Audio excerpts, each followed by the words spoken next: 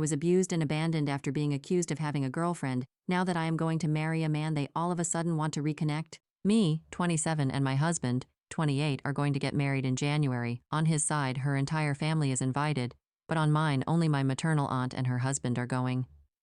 When my parents and the rest of my family they found out about this, they made a big fuss, and they treated me horribly. But I am justified in not wanting them on my special day. Context: I was the first daughter, granddaughter, and niece. I was everyone's darling until the other babies arrived. And when I turned 8, my little sister was born. My grandparents and my mother stopped treating me in a special way. If my sister broke me whatever, they never scolded her, but if I said something mean to my sister, I was punished. Once she even broke my glasses, and I was punished. My father, on the other hand, was present for a while, but then disappeared. He was constant with the money, but not with the visits or calls.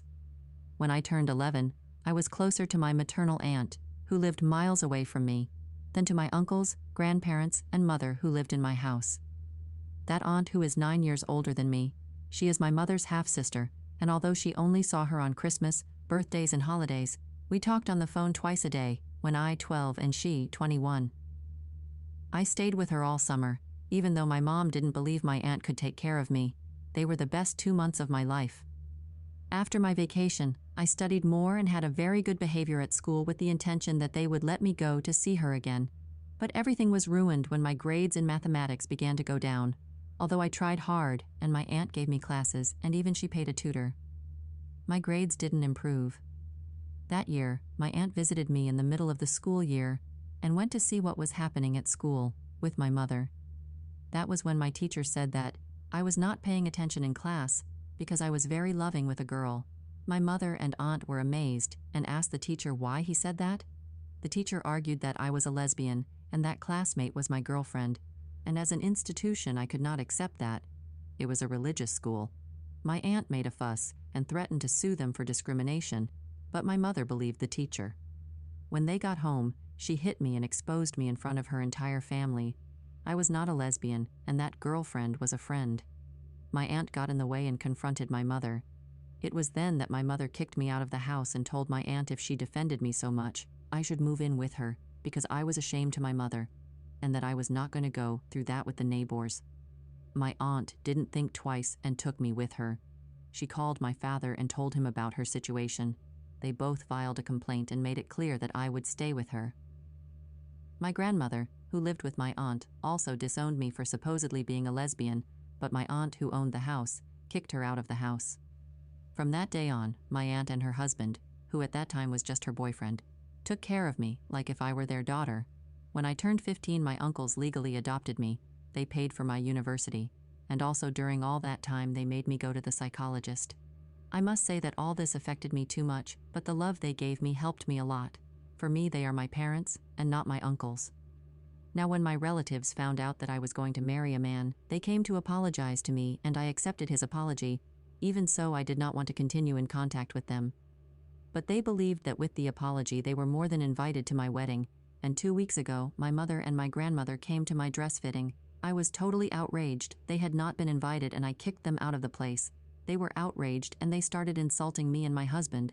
I told them that I didn't want them in my life, that I only excused them for mental health reasons, but they were nothing of mine anymore. Despite all that, 3 days ago one of my dad's cousins called me asking about the dress code and if she accepted children. I told her that she, like all the members of that family, were not invited. She was outraged, and a few minutes later he called me my father, asking who he was going to turn me in for. I answered that my father, my uncle, would do it, and he called me in 1,000 ways. I simply cut off the call. Now am I really that bad? My mom tells me that if I don't want those people at my wedding, she supports me, but my mother-in-law says that family is family no matter what has happened. Update. It's been almost a month since my post, and I wanted to tell you about some things that have happened. I told my mother-in-law everything that my family did to me in the past. At first she seemed understanding, but then my partner discovered that she was still talking to my parents and decided to cut ties with her mother. She warned her that if she continued with his attitude, would never know his grandchildren. He also told him that the only way for him to be part of our lives again is for him to apologize to me and my parents. He also told his father and brothers that if they tried to intervene between his mother, my ex-family, and us, they too would be expelled from our lives and the lives of our future children. One of the things I didn't mention was the topic of my father and my sister. It turns out that some time after he decided he couldn't take care of me and accepted that my aunt did it, my father returned to my mother, and they had child.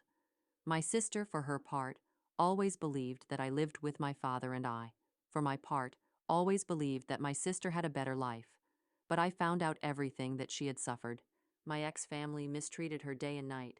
She was practically kidnapped and couldn't even use the phone or social networks, even though she is now of age.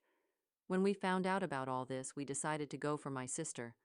I must say that it was not the best way, but we followed her until we found her university. There we approached her and asked her to accompany us. She was very happy to see us and accompany us. Together we unburdened ourselves about everything. We apologized and told each other everything. We were both victims of our parents. Now my uncles are fighting for custody of my little brother. With my sister's testimony and mine, we hope to achieve it. And we are also taking my sister to therapy to help her a little with all the trauma. Because of my wedding, we decided to bring everything forward and have a small wedding. Only my parents, my brothers, my uncles have more children. A few friends and my boyfriend's father and brother were there. We didn't tell anyone, so we had no surprise visitors. Thank you for your advice and support.